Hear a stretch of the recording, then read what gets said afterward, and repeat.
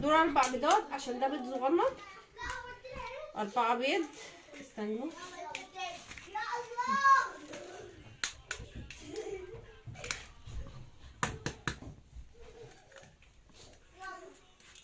ايه رأيكم؟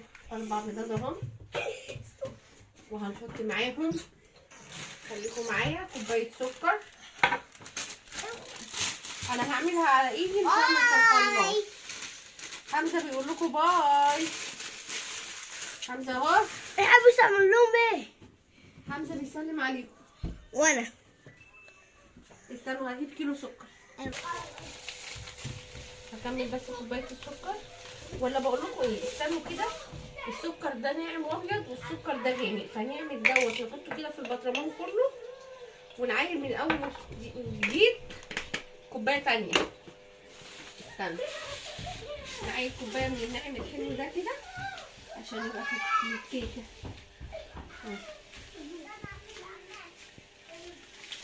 اهي بصوا كوبايه سكر. نحط سيكه تاني عشان تبقى طعمها حلو للعيال. اصل انا اليومين دول عايزه اقول لكم حاجه، انا بقيت اكل بحب الحاجه مسكره. بصوا حطيت حبه تاني اهو كده. حطينا 4 بيضات وحطينا كوبايه السكر وهنقلب. انا هعملها على ايدي ومش هعملها فين، مش هعملها في الخلاط اهو. وهحط رشه الفانيليا دلوقتي حالا. ثواني بس عليا اقلب شويه كده. الفانيليا فين؟ معلش انا حاطه كل حاجه قدامكم اهي. كيسين هما صغننين كده احطهم عشان الكيسين دول ما فيهمش حاجه. الكيسين دول صغننين اهو. وهرجع اقلب اهو. ايه رايكم؟ بصوا اهي كده.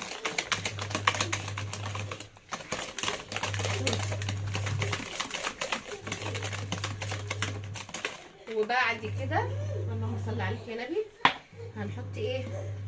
الزيت.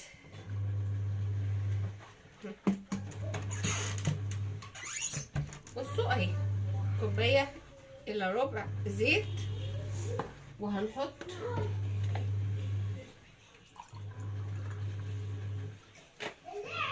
كوبايه لبن ونرجع نقلب. ايه رايكم بقى في الخليط اهو؟ بنفس الكوبايه دي هعاير ايه؟ الدقيق. 3 كوبايات دقيق. هي كوبايه ماشي اهو. ما تقفيش على حاجه في الدنيا اهو. بصي بقى هشيل اللبن واجيب حاجه عشان انخل بيها الدقيق وارجع لكم تاني. دورت على المنخل بس ما لقيتوش، هو فوق عندكم ما وقفتش.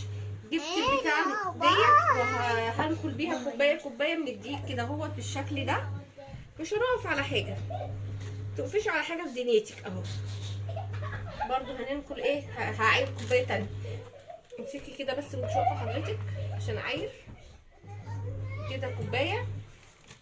وادي الكوبايه التانية وهنحط التالتة برضو قدامكم. ايه رايكم فيها وانا شغاله كده؟ والله ايه ما خدتش، مش هتاخد في ايدينا حاجه اهي كده. التانية وهنعاير التالتة وبالهنا والشفا. هتبقى ان شاء الله طعمها جميل. خليكم معايا دقيقه واحده بس اعاير التالتة وارجع لكم تاني. ثواني خليكم معايا كده. ايه ادي الكوبايه التالتة كده. انا عايرت 3 كوبايات. اوعوا تنسوا البيكنج باودر والفانيليا اهو. بيكنج باودر ومحسن الكيك. معلش انا اسفه. الفانيليا دي انا حطيتها في الاول. حطيت كده 1 بيكنج باودر و1 محسن من الكيك اهو. هندخل برضو الاتنين على الدقيق اهو بنفس الطريقه اهو. ثواني بقى انضف حواليا وارجع لكم تاني. تمام. وحطينا محسن الكيك وحطينا ايه؟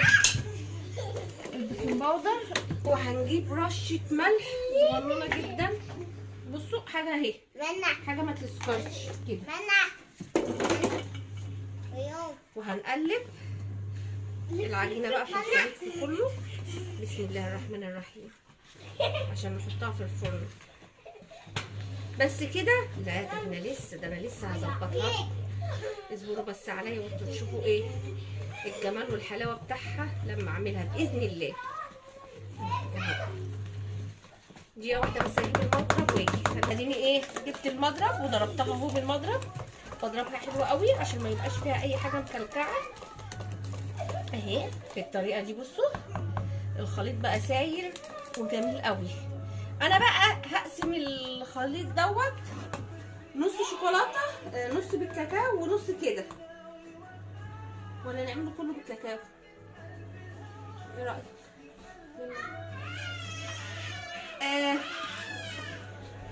بصوا هنعمله كله بالكاكاو. خليكم معايا، انا باخد رايي منها بس منها مش عايزه تديني رايها، فانا ايه معموله بالكاكاو. حبه كاكاو كده حلوين.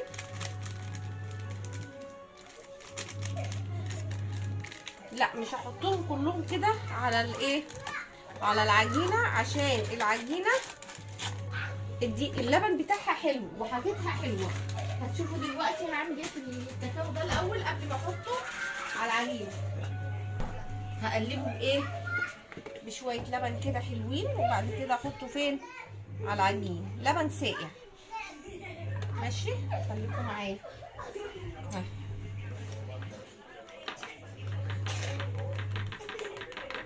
حبه لبن ساقع هقلبه واضربه حلو واحطه على العجين، وبعد كده احطها في الصينيه وادخلها الفرن. وهتشوفوا بعد كده هزوقها بايه وهعمل لها تزويق ايه. طبعا انتوا شايفين الكريم شانتيه موجود قدامكم اهو، وهزوقها واظبطها للعيال وبالهنا والشفا على قلبهم كده اهو. بص اهو قلبته حلو، وهحط على العجين كده حلو. هفضي كل اللي في الطبق كده حلو على العجينه ماشي، وهقلب تمام كده، وهدخلها الفرن. وبعد ما تطلع من الفرن بقى هوريكم هعمل فيها ايه ماشي. ثواني بس هجيب الصينيه وارجع لكم تاني. الصينيه هي قشطه زي الفل. هدهنها بنقطه زيت بسيطه اهي، عشان ايه انا عندي بتاع دي بس هي مش مستاهله. استنوا لما اجيب الفرشه عشان ادهن الجناب. اهي بصوا اهي بالطريقه دي كده. انا دهنت كل الصينيه اهي، وهصب فيها بقى الخليط دوت كله كده. بسم الله الرحمن الرحيم. يا بركة الله واهلي ايدي النبي قبل ايدي، وسمي كده بالرحمن وبالهنا والشفا على كل من ياكل. ايوه بالهنا والشفا على كل من ياكل. دي احلى كلمه الواحد يقولها والله وهو بيعمل حاجه للعيال. ده انا لسه هعمل لها بقى اظبطها، خليكم معايا اهي.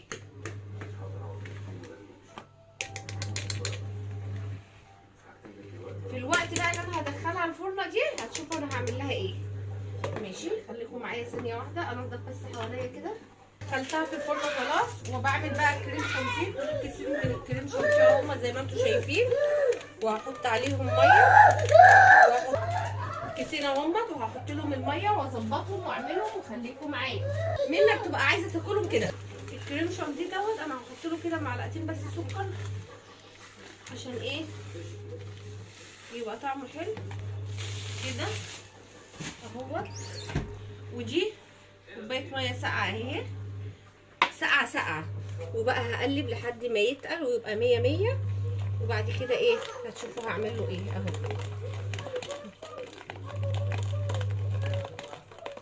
بتقولي لي اقلب بمضرب ليه؟ ما هو ما شغال بالمعلقه. الله ينور. مش انت يا منى الحلوه اللي قاعده بتقول لي ايه انت بتضربيه بمعلقه ليه؟ ما تضربيه بمضرب اهو. المضرب اسرع. هو فعلا المضرب اسرع، بس الطبق ده صغنن فمش مستاهل مضرب اهو. بصوا اهو، بصوا القوام. انا ضربت الكريم شانتيه كده بقى القوام بتاعه دوت كده. انا عايزه الكريم شانتيه دوت يبقى بالشوكولاته، فهنعمل ايه، هنخلي ده كده، وهنجيب حبه ميه بس مش هكتر عشان انا مش عايزاه ايه كتير. بصوا جبت كده ايه حبه ميه وهقلب فيهم حبه كاكاو عشان ايه نعملهم. استنوا اهو كده ثواني هنقلب وهشوف عايزه تاني ولا لا.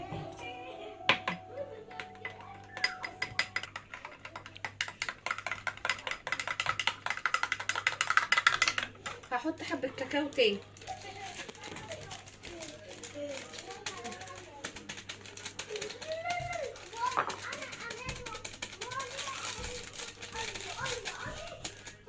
ماشي ثواني الكاكاو تاني اهوت وبقلب وهتشوفوا دلوقتي هعمل فيه ايه.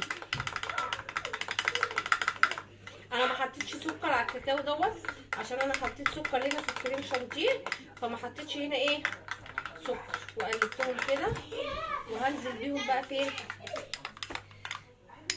على الكاكاو وهقلب وهضرب لحد ما يتقلوا تاني معايا.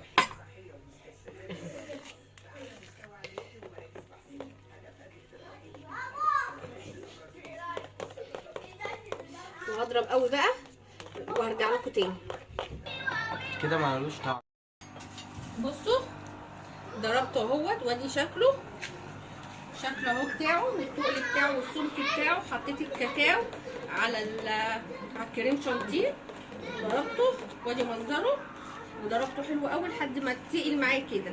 هشيله بقى في التلاجة لحد ما نطلع ايه الكيكه، وبعد ما نطلع الكيكه هتشوفوا هعمل فيها ايه. خليكم معايا اهي واختبرتها وطلعت ما شاء الله عليها مستويه وجميله. وانا بعمل كده فيها قرام عشان احط لها كوبايه لبن وتبرد وبعد كده احط لها بقى ازوقها بالكريم شانتيه والشوكولاته والحاجه. بصوا شكلها ايه. انا خرمتها فكيتها من بعضها ودي كوبايه اللبن كده عليها وهتشربها. وبعد ما تشربها بقى لازم تبرد عشان احط الكريم شانتيه ما يسيحش، لازم تبقى بارده. ماشي فهسيبها لما تبرد وهرجع احط لها الكريم تاني بتاعها والشوكولاته والحاجه بتاعتها. وهتشوفوا انا هعمل فيها ايه دلوقتي. دم خفيف ويفضل دم خفيف حتى والعالم كله فرق. بس والله طعمها جميل قوي ما شاء الله يعني على طعمها حلو قوي. الكريم طبعا في التلاجة انا سايباه ايه اهو دي سخنه قوي. الكريمه حطاها في التلاجة وهذا المهم واهم حاجه وبتعمل دور مفيش حد في مصر كلها يقدر يعمله بس لا. بصوا سقعت وبعد ما سقعت هنحط الكريمه بقى على وشها وندخلها في التلاجة شويه. ده حمزه اللي عامل دوشه في الارضيه. هنخلص ونحطها في التلاجة حبه وبعد كده هتطلع وهوريكم هعمل فيها ايه تاني. انت هتاني منه الريحه والله العظيم جميله.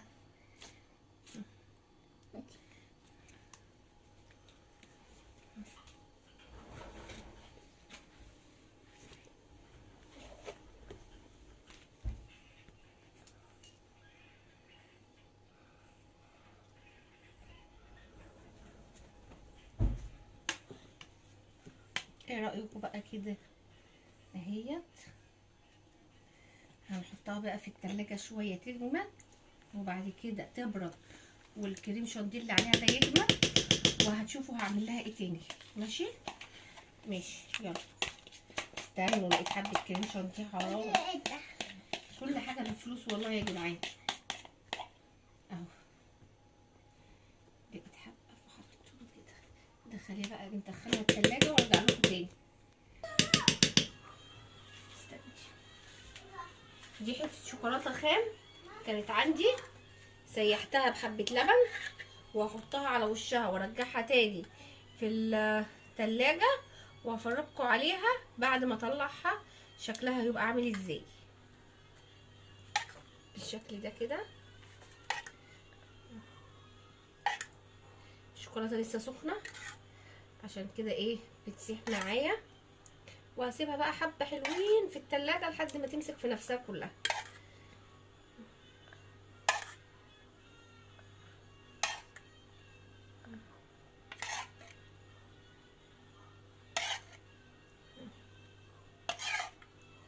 هي لازم تقعد حبه حلوين في التلاجة. يلا وادي الشكل اهوت النهائي بتاعها، وطريه وجميله قوي. هي المفروض تقعد في التلاجة شويه تاني، بس انا عشان العيال عايزين يتعشوا منها قبل ما يناموا فانا بقطعها لهم اهي. ماشي، استنوا بس عليا ايه بالطريقه دي اهي. بس الريحه بتاعتها والله جميله.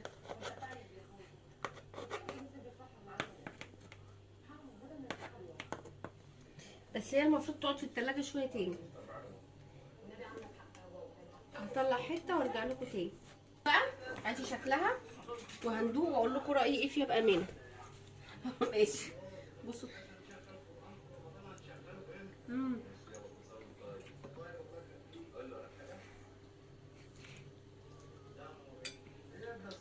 طعمها والله حكايه، طعمها تحفه. هي عايزه تفضل في التلاجة تاني شويه، فانا دخلتها التلاجة وهسيبها. بس الطعم بتاعها طريه جدا، واللبن مع الشوكولاته اللي انا سقيتها دخلت جواها. لا بتعمل حكايه والله. استنوا بصوا، منى خدتها مني مش عايزاني اكمل اكل القويه. بس والله طعمها جميل جدا، ووصفه سهله ووصفه حلوه وحاجه حلوه كده للعيال. متنسوش الاشتراك واللايك وفعلوا الجرس عشان يوميات ضاضة وموزة تكبر بيكم ونعمل لكم كل حاجه جديده. مع السلامه.